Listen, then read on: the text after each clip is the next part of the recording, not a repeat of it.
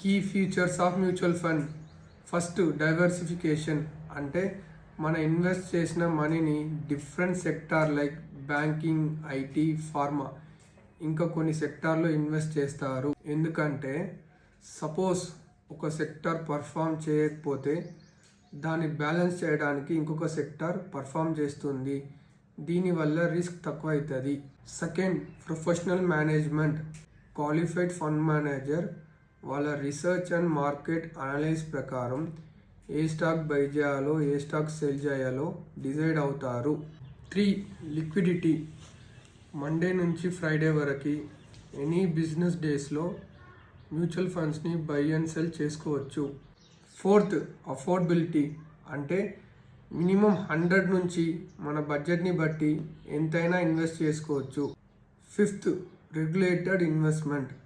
అంటే మన ఇండియాలో మ్యూచువల్ ఫండ్స్ని సెబీ కంట్రోల్ చేస్తుంది. సెబీ అంటే మన ఇండియన్ గవర్నమెంట్ తయారు చేసిన ఒక సంస్థ. ఈ కారణంగా సేఫ్ అండ్ సెక్యూర్ కాబట్టి మన ఇన్వెస్టర్లు నమ్ముతారు. 6th, variety of choice.